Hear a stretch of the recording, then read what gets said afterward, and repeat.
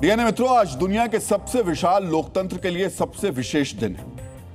विशेष दिन इसलिए क्योंकि आज तक जो महिलाएं देश की राजनीति में उपेक्षित रहीं, जिन्हें संसदीय राजनीति में समान मौका नहीं दिया गया, चुनाव लड़ने की इच्छा रखने वाली जो महिलाएं आज तक पुरुषों की कृपा पर अटकी रहीं, उनके संवैधानिक अधिकार को पूरा करने का विधेयक आज संसद में रखा गया। मित्रों, संविधान के निर्माता डॉक्टर भीमराव अंबेडकर ने कहा था, राजनीतिक लोकतंत्र तब तक अधूरा है जब तक समाज के हर वर्ग, खासकर महिलाओं को समान प्रतिनिधित्व न मिले। आज उस अधूरे राजनीतिक लोकतंत्र को पूरा करने का दिन है, क्योंकि महिलाओं को चुनावी राजनीति में आरक्षित अधिकार देने के लिए संसद में बहस हो रही है। इसके लिए 3 दिनों का विशेष सत्र बुलाया गया है। आज एक साथ 3 विधेयक पेश किए गए। इस बिल के पास हो जाने के बाद महिलाओं को 33% आरक्षण का रास्ता साफ हो जाएगा। अभी जो संसद में 14% से कम महिला सांसद हैं, वो बढ़कर कम से कम 1/3 हो जाएंगी। 3 साल बाद जब लोकसभा चुनाव होगा तो संसद की पूरी तस्वीर बदल जाएगी। चुनावी राजनीति में 78 साल से उपेक्षित आधी आबादी को जब मौका देने की तैयारी हो रही है, तब भी कुछ सियासी दल किंतु परंतु क्यों कर रहे हैं? उत्तर दक्षिण पूरब पश्चिम की राजनीति में परिसीमन पर सवाल उठाकर क्या इसे लटकाने की कोशिश की जा रही है? कैसे महिला आरक्षण और परिसीमन को लेकर भ्रम फैलाया जा रहा है? इन्हीं सवालों को आज हम आपके लिए सरल भाषा में डिकोड करेंगे। मित्रों, पूर्व राष्ट्रपति डॉक्टर एपीजे अब्दुल कलाम ने कहा था, किसी भी राष्ट्र की प्रगति और सफलता का मापदंड यह है कि उसने अपनी महिलाओं को कितनी शक्ति, स्वतंत्रता और नेतृत्व के अवसर दिए हैं। यही अवसर देने के लिए आज लोकसभा में एक साथ 3 बिल पेश किए गए। कानून मंत्री अर्जुन राम मेघवाल ने 2 विधेयक पेश किए, जबकि गृह मंत्री अमित शाह ने 1 विधेयक सदन के पटल पर रखा। सबसे पहले हम आपको बताते हैं वो तीनों विधेयक कौन कौन से हैं। पहला, संविधान का 131वां संशोधन विधेयक 2026 पेश किया गया। इसका मुख्य उद्देश्य महिला आरक्षण यानी नारी शक्ति वंदन अधिनियम को प्रभावी ढंग से लागू करने के लिए लोकसभा और राज्य विधानसभाओं की सीटों का पुनर्गठन करना है। इस विधेयक में लोकसभा की सीटों की संख्या वर्तमान 543 से बढ़ाकर 850 करने का प्रस्ताव है। सीट बढ़ाने के लिए परिसीमन की आवश्यकता होगी, इसलिए दूसरा परिसीमन विधेयक 2026 पेश किया गया। यह विधेयक देश में निर्वाचन क्षेत्रों की सीमाओं को दोबारा तय करने के लिए एक नए परिसीमन आयोग के गठन का रास्ता साफ करेगा। यह आयोग बढ़ी हुई सीटों के हिसाब से नए चुनाव क्षेत्रों का निर्धारण करेगा। और तीसरा, केंद्र शासित प्रदेश कानून संशोधन विधेयक 2026 पेश किया गया। यह विधेयक दिल्ली, पुडुचेरी और जम्मू कश्मीर जैसे केंद्र शासित प्रदेशों के कानूनों में संशोधन करने के लिए लाया गया, ताकि वहां भी नए सीट आवंटन और आरक्षण के प्रावधानों को लागू किया जा सके। कुल मिलाकर ये तीनों बिल एक दूसरे से जुड़े हुए हैं, जिसका उद्देश्य महिलाओं की शक्ति, स्वतंत्रता और नेतृत्व के अवसर को बढ़ाना है। जो प्रक्रिया हो रही है वो संवैधानिक है, कुछ टेक्निकल टर्म्स हैं, इसलिए आप इस विश्लेषण को बहुत ही ध्यान से सुनिएगा। मित्रों, परिसीमन विधेयक और यूटी संशोधन बिल 2026 को साधारण बहुमत से पास किया जा सकता है। मतलब सदन में जितने सदस्य उपस्थित हैं और मतदान कर रहे हैं, उनमें से आधे से ज्यादा सदस्यों के समर्थन से ये दोनों बिल पास हो जाएंगे। लेकिन जो पहला और मूल बिल है, उसके लिए संविधान संशोधन की आवश्यकता होगी। संविधान संशोधन के लिए सदन में उपस्थित और मतदान करने वालों के 2/3 बहुमत की आवश्यकता होती है। लोकसभा में कुल 543 सदस्य हैं। अगर सभी सदस्य सदन में उपस्थित हों तो इस हिसाब से महिला आरक्षण के लिए 362 सांसदों के समर्थन की आवश्यकता होगी। इस समय लोकसभा में एनडीए के 293 सदस्य हैं। इस हिसाब से सरकार को कम से कम 69 विपक्षी सांसदों के समर्थन की आवश्यकता है। यानी महिला आरक्षण का रास्ता साफ करने के लिए सरकार पूरी तरीके से विपक्ष पर निर्भर है। ये बात सरकार भी जानती है। आज जब प्रधानमंत्री संसद में संवाद कर रहे थे, तब उन्होंने विशेष रूप से कहा कि इसे राजनीति से परे देखने की आवश्यकता है। हम आपको सुनाते हैं कि प्रधानमंत्री ने क्या कहा।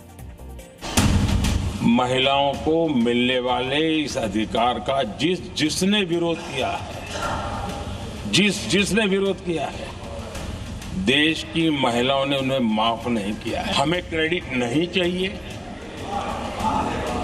जैसे ये पारित हो जाए, मैं कल एडवर्टाइजमेंट दे करके सबका धन्यवाद करने के लिए तैयार हूं। सबके फोटो छपवाने के लिए तैयार हूं। क्रेडिट का ब्लैंक चेक आपको दे रहा हूं। जिन लोगों को इसमें राजनीति की बू आ रही है, मैं चाहूंगा कि वो खुद के परिणामों को पिछले 30 साल में देख ले। मित्रों, पूर्व प्रधानमंत्री इंदिरा गांधी ने भी कहा था, सत्ता में महिलाओं की भागीदारी केवल अधिकार नहीं बल्कि लोकतंत्र की मजबूती है। इसी मजबूती के लिए लोकसभा में सदस्यों की संख्या 543 से बढ़ाकर 850 करने की तैयारी है और लोकसभा में महिला सदस्यों की संख्या कम से कम 281 तय करने के लिए ही संविधान का 131वां संशोधन विधेयक पास करने पर बहस हो रही है। लेकिन कई विपक्षी दल अपने फायदे नुकसान की दूरबीन से इस बिल को देख रहे हैं और उसमें से मीन मेख निकाल रहे हैं। संसद में जब महिलाओं के प्रतिनिधित्व का रास्ता तैयार हो रहा है तो प्रियंका गांधी उसमें जाति की शर्तें लगा रही हैं। महिला आरक्षण में SC ST के लिए सीटें आरक्षित हैं, लेकिन कांग्रेस कह रही है कि OBC को भी इसमें शामिल करने की जरूरत है। संसद में पक्ष और विपक्ष के बीच आज की चर्चा का एक अंश अब आपको सुनाते हैं। ये प्रस्ताव करता हूं कि परिसीमन विधेयक 2026 को पूर्व स्थापित करने की अनुमति दी जाए। Bill is completely a fundamental attack on Indian federal structure, sir. This government want to completely hijack the constitutional protection. जाति जनगणना करने का निर्णय कर लिया है। राजनीति की बू इसमें पूरी तरह से घुली हुई है। परिसीमन का आधार बनाकर प्रधानमंत्री जी OBC वर्ग का ये हक छीनना चाहते हैं। उनके साथ एक बहुत बड़ा अन्याय करने जा रहे हैं। कांग्रेस पार्टी कभी नहीं होने देगी। प्रियंका जी को कहना चाहता हूं, हमने डिलिमिटेशन कमीशन एक्ट के अंदर कोई बदलाव नहीं किया है। फुल स्टॉप कोमा में आपका डिलिमिटेशन कमीशन एक्ट को हमने रिपीट किया है। अगर आपने उस वक्त मैनिपुलेशन किया है तो मैं इतना कह सकता हूं, आप कह रही हो कि इससे मैनिपुलेशन होगा, तो आपने अगर उस वक्त एक्ट का उपयोग कर मैनिपुलेशन किया होगा। जिस समय कानून पारित हो उसी समय लागू हो जाए और 500 जो हमारे 543 है, लोकसभा की जो वर्तमान जो हमारी ताकत है उस पर लागू हो जाए, उसको परिसीमन के साथ मत जोड़े। मित्रों, जब संसद में सदस्य बढ़ेंगे तो लोकसभा क्षेत्रों की संख्या भी बढ़ानी पड़ेगी, इसीलिए परिसीमन करना पड़ेगा। अब समझिए परिसीमन क्या होता है। सीटों का परिसीमन एक ऐसी प्रक्रिया है जिसमें देश या राज्य के भीतर लोकसभा और विधानसभा के निर्वाचन क्षेत्रों की भौगोलिक सीमाओं को फिर से निर्धारित किया जाता है। लोकसभा की जो 543 सीटें हैं उनमें से हर एक निर्वाचन क्षेत्र की भौगोलिक सीमा बदल दी जाएगी। अभी जो निर्वाचन क्षेत्र हैं उनमें कुछ इलाके कट जाएंगे, कुछ जुड़ भी सकते हैं। जब 307 सीटें बढ़ेंगी तो निश्चित तौर पर ज्यादातर निर्वाचन क्षेत्र छोटे हो जाएंगे। इसका उद्देश्य यह सुनिश्चित करना है कि प्रत्येक निर्वाचन क्षेत्र में जनसंख्या का अनुपात लगभग समान रहे ताकि हर व्यक्ति का वोट दूसरे के बराबर मूल्य रखे। मित्रों, पिछले 50 साल से परिसीमन देश में नहीं हुआ है। देश की जनसंख्या 85 करोड़ से 150 करोड़ हो गई है, लेकिन लोकसभा के निर्वाचन क्षेत्रों की संख्या उतनी ही रही। 1976 में 42वें संविधान संशोधन के जरिए पहली बार इंदिरा गांधी सरकार ने लोकसभा की सीटें फ्रीज यानी स्थिर कर दी। फिर 2002 में 84वें संशोधन के जरिए इस फ्रीज को 2026 तक बढ़ा दिया गया। इस साल यह समय सीमा खत्म हो रही है। मित्रों, परिसीमन के साथ साथ महिलाओं के प्रतिनिधित्व को बढ़ाने की तैयारी है, लेकिन सवाल है कि इसकी जरूरत क्यों पड़ी। क्यों सरकार अभी महिला आरक्षण को लागू करने के लिए प्रतिबद्ध दिख रही है? क्या यह शुद्ध रूप से सियासत है या फिर इसकी वजह कुछ और भी है? मित्रों, इसे समझने के लिए हम आपके सामने संसद के कुछ ऐतिहासिक तथ्य रखने जा रहे हैं। 1952 में जब देश में पहली बार चुनाव हुआ तब 6 महिलाएं जीतकर संसद पहुंची थी। ये कुल सदस्यों की लगभग 4.5% संख्या थी। 1984 में जब इंदिरा गांधी की अगुवाई में चुनाव हो रहा था तब 44 महिलाएं सांसद बनी थी, 8% से थोड़ा सा ज्यादा।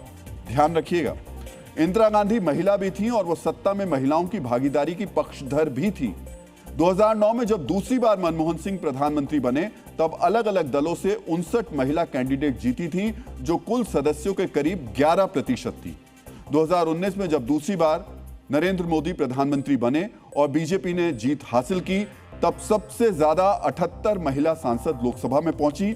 ये 14.5% के करीब थी। और अब जब तीसरी बार बीजेपी की सरकार बनी तब 2024 में सिर्फ 74 महिला सांसद जीतकर लोकसभा पहुंची। ये पिछले चुनाव से भी लगभग 1% कम है। सोचिए क्या स्थिति है चुनावी राजनीति में महिलाओं की। 543 सदस्यों में सिर्फ 74 महिलाएं। मित्रों, हम आपको एक और जानकारी देना चाहेंगे जो बहुत ही विचारणीय है, ध्यान से सुनिएगा। एडीआर की रिपोर्ट के मुताबिक इस समय देश में 4,666 सांसद और विधायक हैं। 4,666, उनमें से सिर्फ 464 महिलाएं हैं, मतलब 10% से भी कम। इसलिए महिला आरक्षण का रास्ता बनाया जा रहा है, जिससे महिलाओं का प्रतिनिधित्व भी बढ़ेगा और उनकी राजनीतिक शक्ति भी बढ़ेगी। डीएनए मित्रों, लंबे समय तक विधानसभा से लेकर लोकसभा तक की सदस्य रही सुषमा स्वराज ने कहा था कि राजनीति में महिलाओं की भागीदारी न केवल आवश्यक है, बल्कि लोकतंत्र को अधिक संवेदनशील, समावेशी और प्रभावी बनाती है। मित्रों, सुषमा जी ने जो कहा वो आंकड़ों में भी दिखाई देता है। 17वीं लोकसभा में यानी 2019 से 24 के दौरान महिला सांसदों ने संसद में औसतन 185 प्रश्न पूछे, जबकि पुरुष सांसदों ने औसतन 168 प्रश्न ही पूछे। यानी प्रश्न पूछने के मामले में महिलाएं पुरुष प्रतिनिधियों से लगभग 10% आगे रही। जब 2025 में नारी शक्ति वंदन विधेयक आया, तब उस पर भी बहस में 32 महिला सांसदों ने भाग लिया और यह सत्र 132% प्रोडक्टिविटी के साथ ऐतिहासिक रहा। प्राइवेट मेंबर बिल पेश करने में महिलाएं आरक्षित और सामान्य दोनों सीटों पर समान रूप से सक्रिय रही। संसद में उपस्थिति के मामले में भी महिलाएं पुरुष सदस्यों के बराबर रही। मतलब जब जब मौका मिला, महिला सदस्यों ने यह साबित किया कि अगर वो राजनीति में आगे आईं तो वो और बेहतर करेंगी। उन्हें सिर्फ मौके की तलाश है, क्योंकि ये कड़वी सच्चाई है कि भारतीय राजनीति पुरुष प्रधान है। जो पुरुष चाहेंगे वही होगा, इसलिए महिला आरक्षण का रास्ता बनाया जा रहा है। मित्रों, आज जिस विधेयक पर बहस हो रही है उस पर कल वोटिंग होगी। अगर बिल पास हो जाएगा तो महिलाओं की शक्ति बढ़ने के साथ साथ लोकसभा निर्वाचन क्षेत्रों की संख्या भी बढ़ जाएगी। इसे ऐसे समझिए कि उत्तर प्रदेश में अभी लोकसभा की 80 सीट हैं, जो बढ़कर 120 हो जाएंगी। बिहार में 40 सीटें हैं, जो परिसीमन के बाद 7 सीटें हो जाएंगी। मध्य प्रदेश में 29 से 43 और राजस्थान में 25 की जगह 37 सीट हो जाएंगी। तेलंगाना में अभी 17 सीट हैं, जो परिसीमन के बाद 26 हो जाएंगी, जबकि तमिलनाडु में 39 से बढ़कर ये 59 हो जाएंगी। लगभग 50% सीटें हर राज्य में बढ़ जाएंगी। लेकिन विपक्षी पार्टियों का सीधा सीधा आरोप है कि परिसीमन के नए फॉर्मूले से दक्षिण भारत के राज्यों का प्रतिनिधित्व घट जाएगा। इस पर गृह मंत्री अमित शाह ने क्या कहा, वो आपको सुनना चाहिए। 5.15% कर्नाटक के सांसद यहां पर आते हैं। ये बिल पारित होने के बाद, संविधान संशोधन होने के बाद कर्नाटक की संख्या हो जाएगी 28 से बढ़कर 42 और प्रतिशत लोकसभा में 816 में हो जाएगा 5.14। तो जरा भी नुकसान कर्नाटक को नहीं होगा। दूसरा राज्य है आंध्र प्रदेश। इनकी अभी 25 सीटें हैं आंध्र प्रदेश की, और अब की स्थिति में उसका प्रतिशत प्रतिनिधित्व 4.60 है, 4.60। अब इसमें भी 50% लगभग वृद्धि होगी, तो सीटें हो जाएगी 38 और 4.60 की जगह 4.65% उनकी शक्ति हो जाएगी। मित्रों, सरोजनी नायडू ने कहा था कि हम चाहते हैं कि महिलाओं की आवाज और भागीदारी राजनीति में और मजबूत हो। और मित्रों, ये मजबूती उत्तर, दक्षिण, पूरब, पश्चिम की राजनीति करने से कभी संभव हो ही नहीं सकती। अगर सही मायने में सभी दल ये चाहते हैं कि महिलाओं का प्रतिनिधित्व बढ़े, तो उन्हें जाति, धर्म और क्षेत्र की राजनीति से ऊपर उठना होगा। उन्हें यह समझना होगा कि लोकसभा और विधानसभा की सीटें बढ़ेंगी तो सबको फायदा होगा। हर राज्य में सीटें बढ़ेंगी, हर दल के सदस्यों की संख्या बढ़ेगी और इससे एक फायदा जनता को भी होगा, क्योंकि देश के सभी लोकसभा निर्वाचन क्षेत्रों में मतदाताओं की संख्या समान नहीं है। कहीं 2.5 लाख मतदाता हैं तो कहीं वो संख्या 30 लाख तक पहुंच जाती है। यानी भारत में एक लोकसभा सीट पर मतदाताओं की संख्या में 10 गुना तक का अंतर है। भारत में औसतन 25,80,000 वोटर पर एक सांसद है। 1952 में 7,40,000 वोटर पर एक सांसद था। अब यही अनुपात 3.5 गुना ज्यादा बढ़ चुका है। सोचिए 1952 में करीब 7.5 लाख मतदाताओं पर एक सांसद था और इस समय 25.5 लाख मतदाताओं पर एक सांसद है। मित्रों, जो प्रस्तावित 850 सीटें हैं वो लागू हो जाएंगी तो भी यह स्थिति अमेरिका की तुलना में कम ही रहेगी। आधुनिक संदर्भ में अमेरिका दुनिया का सबसे पुराना लोकतंत्र है और हम यानी भारत दुनिया का सबसे बड़ा लोकतंत्र। लेकिन दोनों देशों के प्रतिनिधि के कामकाज में बहुत बड़ा अंतर है। 17वीं लोकसभा में भारत में औसतन 60 से 70 दिन काम हुआ, जबकि अमेरिका में 130 दिन से ज्यादा काम हुआ।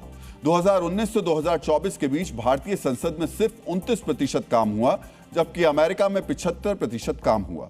कमेटी ने जो बिल रेफर किए उससे सिर्फ 10% ही भारतीय संसद में पास हुए, जबकि अमेरिका में 95% पास हुए। अमेरिका में ज्यादा काम हुआ, वहां पर प्रतिनिधियों की संख्या अधिक है। आज हमने डीएनए की शोधशाला में प्रतिनिधित्व को लेकर अमेरिका के साथ भारत की तुलना की और हमने ये जानने की कोशिश की कि अमेरिका की तरह ही सहज रूप से काम करने में भारत की संसद में कितने सांसदों की जरूरत होगी। अमेरिका में 435 सांसद हैं, यानी वहां पर तकरीबन 7,70,000 लोगों पर एक सांसद है। इसी हिसाब से अगर देखें तो भारत की जनसंख्या के अनुपात में यहां पर 1818 सांसदों की जरूरत होगी। मित्रों, यह जनसंख्या के अनुपात में की गई गणना है जो हमने आपको बताई है। अब हम आपको साइंटिफिक तरीके से बताते हैं। 1972 में अमेरिकी वैज्ञानिक यूसी इरविन ने एक सार्वभौमिक क्यूबा रूट लॉ दिया था जो दुनिया की सभी संसदों पर लागू होता है। हमने अपनी शोधशाला में इसी आधार पर गणना की तो पता चला कि भारत में कम से कम 1119 लोकसभा सीटों की आवश्यकता है। इस हिसाब से देखें, अभी जो प्रस्तावित सीटों की संख्या है वो भी कम है। मित्रों, यहां हम आपको एक अतिरिक्त जानकारी और देना चाहेंगे। अगर सांसदों की संख्या बढ़ेगी तो खर्च भी बढ़ेगा। आरटीआई के अनुसार 2014-18 के बीच में एक लोकसभा सांसद पर 71,29,000 रुपए का खर्च आया था। उस हिसाब से भी अगर गणना करें तो लोकसभा के सदस्यों की संख्या 850 होने पर हर साल देश पर 2,000 करोड़ रुपए का अतिरिक्त बोझ बढ़ेगा। लेकिन दूसरी सच्चाई यह है कि देश की आधी आबादी की शक्ति भी बढ़ेगी। निर्वाचन क्षेत्र छोटा होगा तो संसद का जो सांसद है उसका जनता से जुड़ाव बढ़ेगा। इन्हीं सब बातों को ध्यान में रखते हुए यह बिल पेश किया गया है। मित्रों, आज जिस संशोधन विधेयक पर बहस हो रही है उसके पास होने के बाद लोकसभा और राज्यों की विधानसभा में महिलाओं की भागीदारी तो 33% बढ़ जाएगी, लेकिन इसमें राज्यसभा की सीट बढ़ाने या उसमें महिलाओं की भागीदारी बढ़ाने का कोई प्रावधान फिलहाल नहीं है। सूत्रों का कहना है जब यह विधेयक पास हो जाएगा उसके बाद राज्यसभा की सीट और महिलाओं के प्रतिनिधित्व बढ़ाने पर चर्चा होगी, लेकिन फिलहाल बात लोकसभा और विधानसभा की ही है। अगर सीटें बढ़ेंगी तो फिर स्थिति बाद में देखने को मिलेगी। यानी मित्रों, कुछ पार्टियां महिला आरक्षण में उत्तर दक्षिण का एंगल लेकर आ गई हैं, वहीं कुछ लोग महिला आरक्षण में भी आरक्षण ढूंढ रहे हैं। आज जब संसद के विशेष सत्र में महिला आरक्षण पर चर्चा शुरू हुई तो समाजवादी पार्टी ने महिला आरक्षण में मुस्लिम महिलाओं को आरक्षण का मुद्दा उठाया।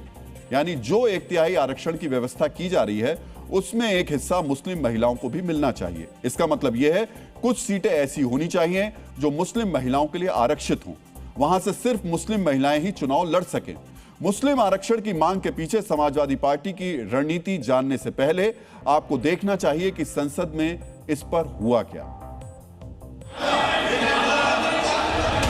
इसके पक्ष में है वहां के इस बिल के अंदर जब तक पिछड़े वर्ग की महिलाएं, जब तक मुसलमान भाइयों की महिलाएं नहीं शामिल की जाएंगी, हम समाजवादी लोग इसका साथ नहीं देंगे। मान्यवर, हमारा संविधान किसी भी प्रकार के धर्म के आधार पर आरक्षण की कतई मंजूरी नहीं देगा। और मैं फिर से संकल्प सरकार का बताता हूं कि धर्म के आधार पर मुस्लिमों को किसी भी प्रकार का आरक्षण गैर संवैधानिक है, इसका सवाल ही पैदा नहीं होता है। समाजवादी पार्टी सारी टिकटें मुस्लिम महिलाओं को दे दे, हमें कहां आपत्ति है, हमें कोई आपत्ति नहीं है। डीएनए मित्रों, लोकसभा और विधानसभा में सीटों के आरक्षण का प्रावधान शुरू से ही रहा है, लेकिन आरक्षण सिर्फ अनुसूचित जाति और अनुसूचित जनजाति के लिए है। इसके अलावा और किसी वर्ग के लिए आरक्षण का प्रावधान नहीं है। लोकसभा की 543 में से 84 सीटें एससी के लिए आरक्षित है, जबकि लोकसभा की 47 सीटें एसटी के लिए आरक्षित हैं। यानी लगभग 24% सीटें एससी एसटी के लिए आरक्षित हैं। यह आरक्षण भारतीय संविधान के अनुच्छेद 330 के तहत प्रदान किया गया है। बाकी 412 सीटें सामान्य श्रेणी की हैं, जहां से किसी भी जाति, वर्ग और धर्म का व्यक्ति चुनाव लड़ सकता है। महिला आरक्षण में भी सरकार का यही फॉर्मूला है। जो 1/3 सीटें महिलाओं के लिए आरक्षित होंगी, उनमें से लगभग 24% सीटें एससी एसटी वर्ग की महिलाओं के लिए आरक्षित होंगी। बाकी सीटें हर वर्ग की महिलाओं के लिए खुली होंगी, वहां से कोई भी महिला चुनाव लड़ सकेगी। मित्रों, आज जब आरक्षण के भीतर आरक्षण की मांग हो रही है, तो आपको एक महत्वपूर्ण जानकारी होनी चाहिए। महिला आरक्षण में देरी की एक बड़ी वजह यह है कि इसमें आरक्षण के भीतर आरक्षण की मांग की गई थी। पहली बार 1996 में महिला आरक्षण बिल पेश किया गया था, लेकिन समाजवादी नेताओं के द्वारा ओबीसी महिलाओं के लिए अलग से आरक्षण की मांग के चक्कर में यह पास नहीं हो पाया। 2010 में तो महिला आरक्षण बिल राज्यसभा में भारी बहुमत से पास भी हो गया, लेकिन ओबीसी कोटा की मांग के कारण इसे लोकसभा में पेश किया ही नहीं गया। इस तरह यह बिल लैप्स हो गया। सोचिए, महिलाओं को जो आरक्षण 1996 में लागू हो जाना चाहिए था, उस पर अब 30 साल बाद 2026 में चर्चा हो रही है। पहले ओबीसी कोटा की मांग पर बिल को रोका गया और अब मुस्लिम आरक्षण की मांग के नाम पर बिल का विरोध किया जा रहा है, जबकि संविधान धर्म के आधार पर आरक्षण की अनुमति नहीं देता है। मित्रों, धर्म के आधार पर आरक्षण को लेकर आपको संविधान निर्माता बाबा साहेब भीमराव अंबेडकर का विचार भी जानना चाहिए। उन्होंने कहा था कि धर्म के आधार पर आरक्षण देश की अखंडता के लिए घातक खुराक साबित हो सकता है और यह समाज में विभाजन पैदा करेगा। लेकिन संविधान निर्माता की इस चेतावनी के बाद भी संसद में धर्म के आधार पर आरक्षण की मांग की गई। मित्रों, समाजवादी पार्टी को भी इतनी जानकारी जरूर होगी कि धर्म के आधार पर आरक्षण संभव नहीं है, लेकिन इसके बावजूद यह मांग की जा रही है, तो इसके पीछे वोट बैंक की राजनीति है। इसका मकसद मुस्लिम मतदाताओं को यह संकेत देना है कि सपा ही मुसलमानों के हितों का ध्यान रखने वाली पार्टी है। यह अलग बात है कि धार्मिक आरक्षण की मांग संविधान के खिलाफ है। मित्रों, यहां आपको यह भी जानना चाहिए कि 2024 के लोकसभा चुनाव में समाजवादी पार्टी ने 10 महिला उम्मीदवारों को टिकट दिया, उनमें से सिर्फ एक मुस्लिम महिला थी। इसी तरह 2022 के विधानसभा चुनाव में समाजवादी पार्टी ने 42 महिला उम्मीदवारों को उतारा था, इनमें से सिर्फ 4 मुस्लिम समुदाय से थी। यानी पिछले 2 प्रमुख चुनाव में समाजवादी पार्टी ने कुल महिला उम्मीदवारों में से केवल 10% के आसपास मुस्लिम महिलाओं को टिकट दिया है। मित्रों, खुद को मुसलमानों की हितैषी बताने वाली समाजवादी पार्टी संसद में मुस्लिम आरक्षण की मांग कर रही है। दूसरी तरफ महिला आरक्षण से कट्टरपंथियों को डर भी लगने लगा है। उन्हें यह चिंता सता रही है कि महिला आरक्षण लागू होने पर कहीं मुस्लिम महिलाओं की भागीदारी भी राजनीति में बढ़ ना जाए। यही वजह है कि ऐसे लोग अभी से राजनीति को महिलाओं के लिए दलदल बताने में जुट गए हैं। आपको राजनीति में महिलाओं की भागीदारी के खिलाफ ऐसे ही एक मौलाना को ध्यान से सुनना चाहिए। इसके बाद हम उन मुस्लिम महिलाओं के मन की बात भी सुनाएंगे जिन्होंने जी न्यूज के माध्यम से ऐसी कट्टरपंथी सोच पर चोट की। ये सियासत एक तरीके से दलदल का मैदान है, तो जहां पर मुस्लिम महिलाएं अगर आएंगी, सियासी मैदान में आती हैं, तो दलदल में जरूर फंसेंगी, तो उनकी इज्जत, उनका एहतराम, उनका विकार मजरूह होगा। इसलिए मैं तो यही मशवरा दूंगा मुस्लिम महिलाओं को कि सियासी दलदल में न फंसें, सियासी मैदान में न आए। आप समझ गए होंगे कि मौलाना क्या चाह रहे हैं। मौलाना चाहते हैं कि मुस्लिम महिलाएं घर से बाहर ना निकलें, राजनीति में तो बिल्कुल ही ना आए। मित्रों, जिस भारत में रहकर ये मौलाना ऐसी बातें कर रहे हैं, उन्हें समझना चाहिए यहाँ 12वीं सदी में एक मुस्लिम महिला का शासन रहा है। रजिया सुल्तान को भारतीय इतिहास की सबसे साहसी महिला शासकों में गिना जाता है। नूरजहां और बेगम हजरत महल भी किसी पहचान की मोहताज नहीं है। आजादी के बाद भी मुस्लिम महिलाएं केंद्रीय मंत्री से लेकर मुख्यमंत्री तक रही हैं। मोहसिना किदवई, नजमा हिप्तुल्ला, सैयद अनवरा तैमूर और महबूबा मुफ्ती जैसी महिलाओं ने राजनीति में अपना असर छोड़ा है। लेकिन यह सच्चाई है कि दूसरे धर्म की महिलाओं के मुकाबले मुस्लिम महिलाओं का प्रतिनिधित्व बहुत कम रहा है। आजादी के बाद से कुल 690 महिला सांसद लोकसभा में चुनी गई। इनमें केवल 18 मुस्लिम महिलाएं हैं, यानी 3% से भी कम है। मौजूदा समय में 75 महिला सांसदों में केवल 2 मुस्लिम महिला सांसद हैं, एक समाजवादी पार्टी की इकरा हसन और दूसरी टीएमसी की सजदा अहमद। मित्रों, मुस्लिम महिलाओं के इतने कम प्रतिनिधित्व का कारण मौलाना बरेलवी जैसी सोच ही है। ऐसी सोच के कारण ही मुस्लिम महिलाओं को राजनीति से दूर रखा गया। लेकिन मौजूदा दौर में महिलाएं मौलाना की इस सोच से सहमत नहीं है और वो नई जिम्मेदारी उठाने के लिए तैयार है। और एक बात और समझ लीजिए, ये जो मौलाना बरेलवी ये सब ज्ञान दे रहे हैं, ये जो राजनीति को दलदल बता रहे हैं, अभी कोई राजनीतिक पार्टी इनको टिकट दे दे और जीत की गारंटी दे दे तो ये दलदल में कूदने के लिए तैयार हो जाएंगे। लेकिन इस दलदल पर और इस सोच पर मुस्लिम महिलाएं कह क्या रही हैं, अब वो सुन लीजिए। महिलाओं को, चाहे वो किसी भी धर्म की हो, उन्हें राजनीति से दूर रहने की सलाह मैं इसे तखयानुसी सोच कहूंगी और उनके संवैधानिक अधिकारों का उल्लंघन कहूंगी। इस्लाम में इस चीज को ऐसा नहीं कहा गया है कि सिर्फ महिलाएं घर में ही रहेंगी, बाहर नहीं निकल सकती हैं। इस्लाम में तो बल्कि पहली हमारी जो महिला है हजरत खदीजा अलैहिस्सलाम, उन्होंने तो खुद बिजनेस किया है। शरीयत ने तो इद्दत के दौरान औरत को जॉब करने की इजाजत दी है। मैं नहीं समझती कि उन्हें अगेंस्ट होना चाहिए, खासतौर से अगर इस्लाम को लेके वो लोग ये बात कह रहे हैं तो इस्लाम में तो औरतों को सबसे ज्यादा मकाम दिया है। मौलाना साहब के विचार हैं, उनके विचारों का खंडन करती हूँ और इस तरीके से हमारी जो महिलाएं हैं, मुस्लिम महिलाएं वैसे ही बहुत पीछे रहती हैं। तो मौलाना बरेलवी धर्मनिरपेक्ष देश भारत में मुस्लिम महिलाओं को राजनीति से दूर रहने की सलाह दे रहे हैं। लेकिन कट्टरपंथ के केंद्र पाकिस्तान में बेनजीर भुट्टो 2 बार प्रधानमंत्री चुनी गई और वो भी आज नहीं बल्कि 4 दशक पहले। इसी तरह भारत के एक और मुस्लिम बहुल पड़ोसी बांग्लादेश में 30 साल से ज्यादा समय तक राजनीति में 2 महिलाओं के इर्द गिर्द घूमती रही। शेख हसीना और खालिदा जिया ने बारी बारी से बांग्लादेश की सत्ता संभाली। लेकिन हमारे देश के मौलाना कहते हैं कि सियासत में उतरने से महिलाएं दलदल में फंस जाएंगी। टीएनए मित्रों, सोचिए, महिलाओं को प्रतिनिधित्व देने के मुद्दे को भी वोट बैंक के नजरिए से देखा जा रहा है। ये मांग वो नेता कर रहे हैं जो संविधान की शपथ लेकर संसद में बैठे हैं और जानते हैं कि संविधान धर्म के आधार पर आरक्षण की अनुमति नहीं देते। एक कार्यक्रम में पहुंचे उमर अब्दुल्ला ने राष्ट्र ध्वज के सम्मान में कुछ ऐसा किया जिसकी चर्चा हर तरफ है। इस चर्चा के साथ ये सवाल भी है कि किसने हाई प्रोफाइल कार्यक्रम में राष्ट्र ध्वज के अपमान की साजिश रची थी। मित्रों, अमेरिकी राष्ट्रपति रहे प्रसिद्ध विद्वान अब्राहम लिंकन ने कहा है कि झंडा केवल राष्ट्र का प्रतीक नहीं है बल्कि उसकी स्वतंत्रता और आदर्शों का जीवंत चिन्ह है। अब पूरा मामला समझ लीजिए। उमर अब्दुल्ला श्रीनगर के कश्मीर हार्ट एग्जीबिशन ग्राउंड में एक कार्यक्रम का उद्घाटन करने पहुंचे थे। साथ में अधिकारी और दूसरे नेता भी थे।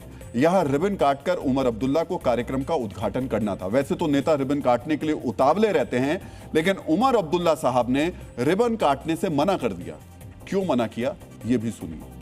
मित्रों, आप मेरी बाईं तरफ रिबन देख रहे हैं, इसका रंग देखिए, बिल्कुल राष्ट्र ध्वज तिरंगे की तरह है। केसरिया, सफेद और हरा, हूबहू राष्ट्र ध्वज की तरह है। यहां हम आपको बड़ी स्क्रीन पर एक बार फिर से इस रिबन को दिखा देते हैं और इस रिबन को जब आप देखेंगे तो देखिए किस तरीके से इसमें राष्ट्र ध्वज के तीनों रंग आपको दिखाई दे रहे हैं।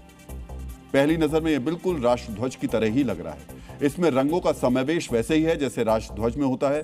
केसरिया, सफेद और हरा, यानी तिरंगे जैसे रंग का रिबन बनाया गया था। गुरुदेव रविन्द्रनाथ टैगोर ने कहा था कि राष्ट्र ध्वज केवल एक प्रतीक नहीं है बल्कि यह हमारे देश की आत्मा और उसकी एकता का प्रतिनिधित्व करता है। देश की आत्मा और एकता का प्रतिनिधित्व करने वाले तिरंगे जैसे दिखने वाले रिबन सीएम उमर अब्दुल्ला ने काटने से इनकार कर दिया। मुख्य द्वार है जहां पर कल उद्घाटन होना था और यहीं पर वो रिबन जो है लगाया गया था। तो कहीं ना कहीं एक बहुत ही कंट्रोवर्शियल सीन कल क्रिएट हुआ था जब मुख्यमंत्री ने आपत्ति जताई कि वो ट्राई कलर को जो है नहीं काट पाएंगे, कैंची उस पर नहीं लगा पाएंगे। मित्रों, एक सजग और संवेदनशील राजनेता के तौर पर सूझबूझ का परिचय देते हुए उमर अब्दुल्ला ने राष्ट्रध्वज के रंग वाले रिबन काटने से इनकार कर दिया। लेकिन सवाल यह है कि तिरंगा पर कैंची चलाने का साजिश रची किसने थी। हम इस सवाल को भी डिकोड करेंगे, लेकिन पहले सुनिए राष्ट्रध्वज जैसे रंग का रिबन काटने से इनकार करने के बाद सीएम उमर अब्दुल्ला ने अधिकारियों को क्या निर्देश दिए।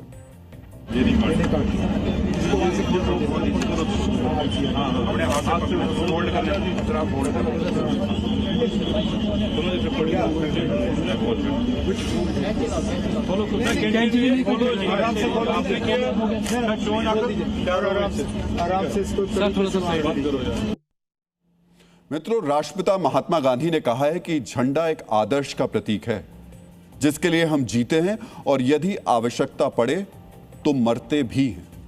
उमर अब्दुल्ला ने इसी आदर्श प्रतीक के सम्मान में रिबन काटने से इनकार कर दिया। लेकिन सवाल यह है कि जिस विभाग ने, जिन अधिकारियों ने कार्यक्रम का आयोजन किया था, वो सीएम उमर अब्दुल्ला की तरह संवेदनशील और सतर्क नहीं थे। मित्रों, हमने छानबीन की तो हमारे सामने आया कि जिस कार्यक्रम में उमर अब्दुल्ला पहुंचे थे, उस कार्यक्रम का आयोजन जम्मू कश्मीर के हस्तशिल्प विभाग ने किया था। हमारे सहयोगी जम्मू कश्मीर के हस्तशिल्प विभाग के ऑफिस पहुंचे, विभाग के निदेशक से सीधा सवाल पूछा, आपको यह ख्याल क्यों नहीं रहा कि कार्यक्रम में राष्ट्रध्वज के रंग का रिबन नहीं लगना चाहिए था? सुनिए हमारे सवाल पर कैसे अधिकारी बचते नजर आए। मास्टर साहब, कल जो फ्लैग का मसला हुआ है, अभी नहीं बात, नहीं उसमें तो कुछ इंक्वायरी तो आपने की होगी ना? अभी बात नहीं करूंगा। आपने बोलेंगे तो कौन बोलेगा सर? ये डायरेक्टर हैंडीक्राफ्ट है जो कल यहाँ पे एपिसोड हुआ जहाँ पर ट्राई कलर एक रिबन की शक्ल में लगाया गया था। सोचिए, अधिकारी अपनी गलती मानने के बजाय चुप्पी ओढ़कर बैठ गए हैं। मित्रों, जी न्यूज ने विभाग के कर्मचारियों से बात की तो जानकारी मिली कि 2 रिबन मंगाए गए थे, एक लाल रंग का और दूसरा तिरंगे जैसा। दबे सुर में बताया जा रहा है कि एक कर्मचारी ने जल्दबाजी में तिरंगे जैसा रिबन बांध दिया और उसे काटने के लिए सीएम उमर अब्दुल्ला के हाथ में कैंची थमा दी गई। यानी अब जल्दबाजी का बहाना बनाया जा रहा है, जल्दबाजी में इन्हें तिरंगे वाला रिबन ही मिला था। मित्रों, विभाग ने मामले की आंतरिक जांच शुरू कर दी है। जांच के बाद दोषी कर्मचारी के खिलाफ कार्रवाई होगी, लेकिन इस विवाद पर राजनीति भी हो रही है। बीजेपी इसे नेशनल कॉन्फ्रेंस का प्रोपोगेंडा स्टंट बता रही है, तो नेशनल कॉन्फ्रेंस का आरोप है ये उमर अब्दुल्ला को फंसाने की साजिश थी।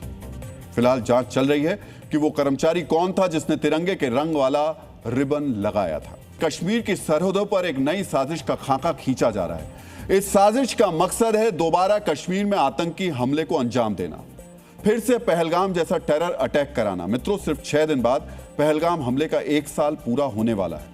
आपको याद होगा, उसके बाद ही भारतीय सेना ने पाकिस्तान के खिलाफ ऑपरेशन सिंदूर किया था। अब लगता है वैसी ही नौबत फिर आने वाली है, क्योंकि मुनीर की आतंकवादी सेना पहलगाम रिपीट करने का प्लान बना चुकी है।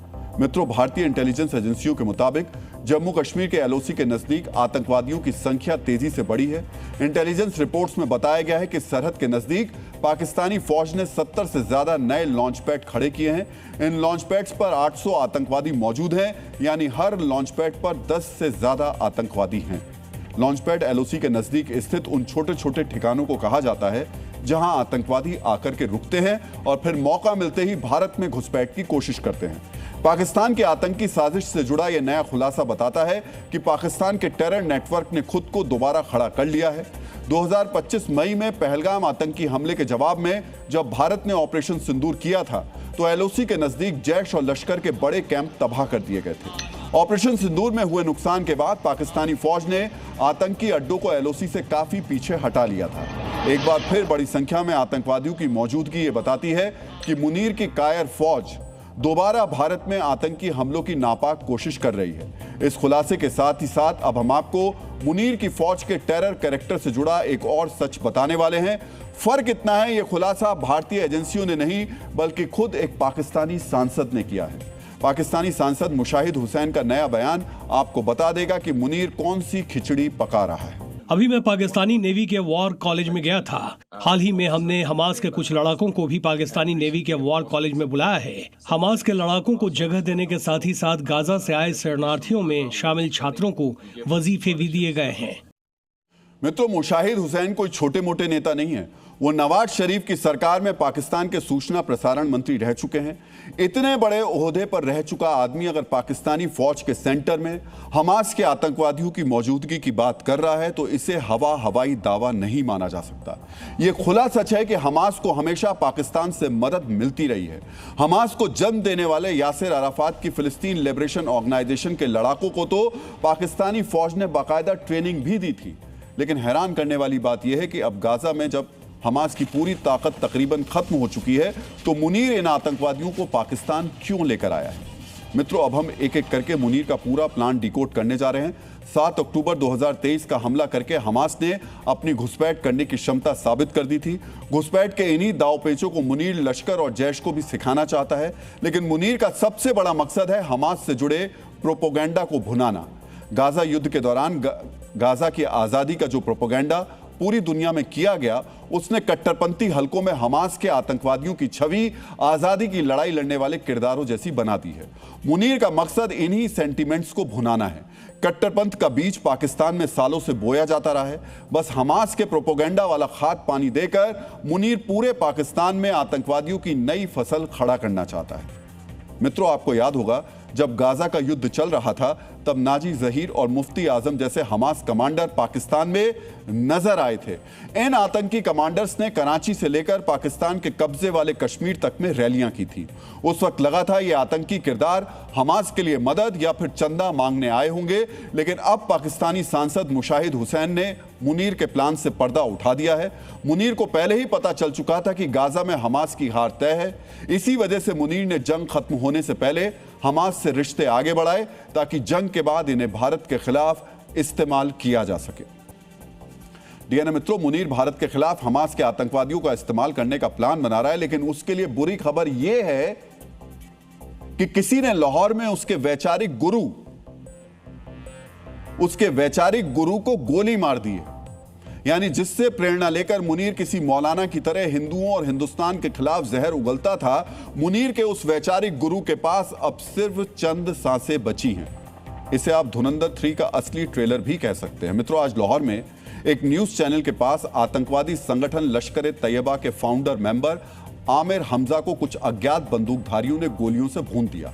आज सबसे पहले आपको जानना चाहिए आमिर हमजा को आसिम मुनीर का वैचारिक गुरु क्यों कहा जा रहा है। पाकिस्तान की आतंकी सेना के चीफ आसिम मुनीर का एक एक शब्द, एक एक विचार, हिंदुओं और हिंदुस्तान से उसकी नफरत बिल्कुल अपने वैचारिक गुरु जैसी है। यानी पाकिस्तान के आतंकी संगठन के कमांडर और पाकिस्तान की आतंकी सेना के चीफ की सोच बिल्कुल एक जैसी है, जिसमें भारत के खिलाफ सिर्फ जहर भरा है।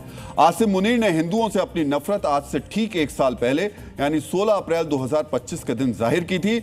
मुनीर का जो बयान हमने आपको सुनाया वो ठीक 1 साल पहले आज ही के दिन आया था, और ये भी एक संयोग है, आज ही उसके वैचारिक गुरु आमिर हमजा को किसी ने लाहौर में गोली मार दी। मित्रों, आसिम मुनीर को इस वक्त अमेरिका के राष्ट्रपति ट्रंप ने ईरान भेजा है ताकि वो ईरान को वार्ता के लिए तैयार कर सके, और इधर लाहौर में आमिर हमजा को किसी ने गोली मार दी। मित्रों, पाकिस्तान में मुनीर के वैचारिक गुरु का रुतबा इतना बुलंद था कि इस आतंकवादी को बाकायदा न्यूज चैनल में इंटरव्यू के लिए बुलाया जाता था। उसको टीवी पर बैठाकर उसकी बातों का प्रचार प्रसार किया जाता था।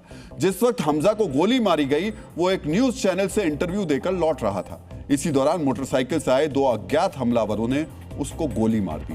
गोलियां लगने के बाद हमजा को अस्पताल में भर्ती करवाया गया, जहां उसकी हालत गंभीर बनी हुई है। लश्कर-ए-तैयबा का यह आतंकी भारत के लिए उतना ही खतरनाक है जितना लश्कर चीफ आतंकी हाफिज सईद है। आमिर हमजा लश्कर-ए-तैयबा के 17 संस्थापकों में शामिल है, यानी लश्कर का फाउंडर मेंबर है। आतंकी संगठन में हाफिज और उसके बेटे तलहा सईद के बाद आमिर सबसे बड़ा नेता है। हमजा को लश्कर-ए-तैयबा का थिंक टैंक भी कहा जाता है, जो अपने विचारों, लेखों और तकरीरों से आतंकी तैयार करने में माहिर है। 1979 से 1992 तक इस आतंकवादी ने अफगान मुजाहिदीन के साथ रूसी फौजों से भी लड़ाई की थी। आमिर हमजा को हाफिज सईद का राइट हैंड माना जाता है। यही वजह है हाफिज सईद ने उसे संगठन के लिए फंड इकट्ठा करने का महत्वपूर्ण काम सौंपा है। लश्कर-ए-तैयबा में उसके ऑपरेशनल रोल को देखते हुए 30 अगस्त 2012 को अमेरिका ने उसे ग्लोबल टेररिस्ट घोषित किया। 2018 में सईद के कहने पर इसने जैश-ए-मन-काफा नाम का एक नया फ्रंट बनाया ताकि लश्कर पर पाबंदी के बाद भी पैसे जुटाए जा सके।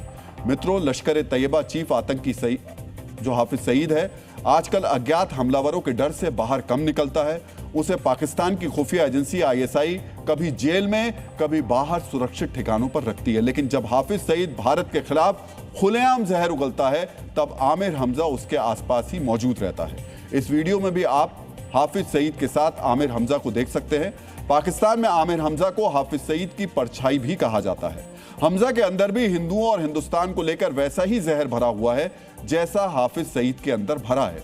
हमजा अपनी भड़काऊ तकरीरों में कभी गजवाए हिंद के सपने दिखाता है, कभी यूपी के मुख्यमंत्री योगी आदित्यनाथ के खिलाफ बयानबाजी करता है। जी, भारत को एक गीदड़ भपकिया देने वाला इस वक्त अस्पताल में पड़ा हुआ है। हाफिज सईद का डिप्टी और मुनीर का यह वैचारिक गुरु अपनी तकरीरों में किसी दूसरे आतंकवादी के जनाजे को बहुत खूबसूरत बता रहा था, लेकिन पाकिस्तान के अस्पताल से जो जानकारी मिल रही है उसके मुताबिक इसका जनाजा कभी भी निकल सकता है। आमिर हमजा ने भारत के खिलाफ कई विवादित टिप्पणियां की हैं। हम चाहते तो आपको बयान नहीं सुनवाते, लेकिन जिस आतंकवादी को अज्ञात बंदूकधारियों ने गोली मारी वो भारत के लिए किस तरह साजिश रच रहा था वो आप इसके जहरीले बयान सुनकर ही समझ सकते थे।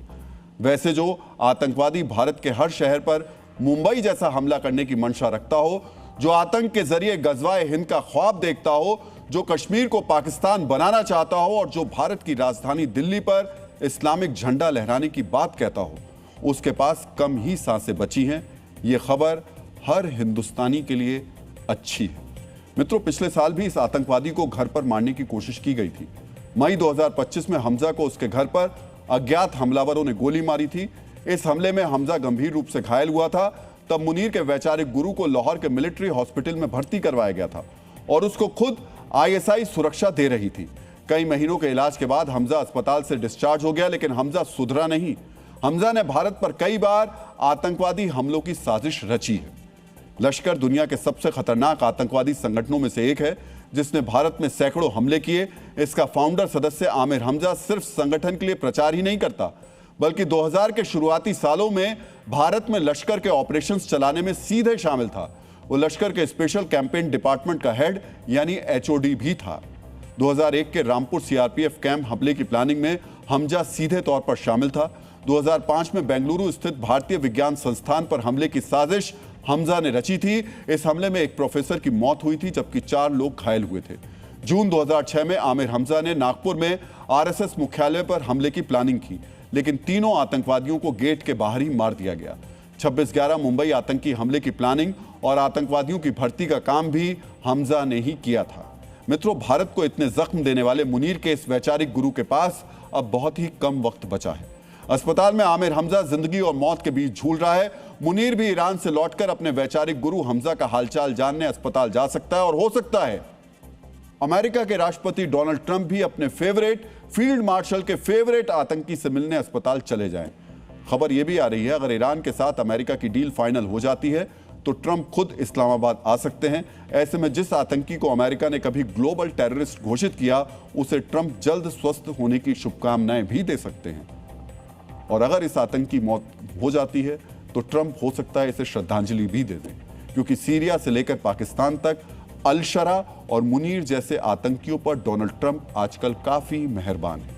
डीएनए मित्रों, डीएनए में अब बात मुंबई और महाराष्ट्र के उन मेहनती लोगों की जिनको लेकर एक ऐसा कानून लागू करने की कोशिश हो रही है जिससे उनके सामने बेरोजगारी का संकट आने वाला है। क्योंकि महाराष्ट्र में अब रिक्शा और टैक्सी चलाने के लिए सिर्फ स्टीयरिंग थामना काफी नहीं होगा, बल्कि हाथ में कलम पकड़कर मराठी भाषा की परीक्षा भी देनी होगी। मुंबई में रहने वाले लाखों उत्तर भारतीयों और हिंदी भाषी ड्राइवरों की रातों की नींद उड़ी हुई है। महाराष्ट्र सरकार ने ऐलान किया है कि 1 मई 2026 यानी महाराष्ट्र दिवस के मौके से राज्य के हर ऑटो और टैक्सी ड्राइवर का मराठी टेस्ट लिया जाएगा। परिवहन मंत्री का साफ कहना है कि जो ड्राइवर मराठी लिख पढ़ या बोल नहीं पाएगा, उसका लाइसेंस और परमिट तुरंत रद्द कर दिया जाएगा। यह अभियान मुंबई के सभी 59 RTO दफ्तरों में एक साथ शुरू होने वाला है। मित्रों, क्या यह फैसला सिर्फ भाषा के सम्मान के लिए है या इसके पीछे कोई गहरा सियासी गणित छिपा है? क्या वाकई इस फैसले से मुंबई की पहचान खतरे में है, जिसे हम मिनी इंडिया कहते हैं? इसके लिए खबर के पीछे के आंकड़ों को समझना बहुत जरूरी है, क्योंकि इसी में इस फैसले का असली असर छिपा हुआ है। मुंबई और आसपास के इलाकों में करीब 5 लाख ऑटो और टैक्सी ड्राइवर हैं। इनमें लगभग 70% यानी 3.5 लाख ड्राइवर उत्तर भारत से आए हिंदी भाषी हैं। महाराष्ट्र की कुल आबादी में लगभग 13% लोगों की मातृभाषा हिंदी है। मुंबई शहर में रहने वाला हर चौथा व्यक्ति यानी 25% आबादी हिंदी बोलती है। इस खबर का सबसे संवेदनशील पहलू यह है कि क्या भाषा किसी की बरसों पुरानी रोजी रोटी छीनने का आधार हो सकती है? मुंबई हमेशा से अपनी बहुसांस्कृतिक पहचान के लिए जानी जाती रही है। यहाँ का ऑटो रिक्शा वाला हो या बड़ा कारोबारी, सब एक दूसरे की भाषा और जज्बात समझते आए। अब अचानक भाषा की इस दीवार से उन ड्राइवर्स में डर बैठ गया है जो शायद मराठी समझ तो लेते हैं, लेकिन स्कूल ना जाने की वजह से उसे लिख नहीं सकते। 1 तारीख से उन लोगों की जांच शुरू की जाएगी परिवहन विभाग द्वारा जो मराठी नहीं जानते हैं। मराठी थोड़ा आता है, समझता है पूरा और बोल नहीं पाता थोड़ा। आपको नया परमिट नहीं देंगे, धमकी भी दी जा रही है, तो फिर कैसे चलेगा काम? अब देखो क्या करता है सरकार भी आगे से। मराठी आती है आपको? नहीं सर, क्या करेंगे सर, अब उसके लिए छोड़ के जाना पड़ेगा और क्या कर सकते हैं। अभी जो पैसेंजर मिला वो हिंदी में बात करते हैं। पैसेंजर से कभी आपकी इस बात को लेके लड़ाई नहीं हुई कि मराठी में बोलो? कभी नहीं। मराठी सीखी या नहीं सीख पाए? मैं सीखने की कोशिश कर रहा हूँ। तुम्हाला मराठी कळते?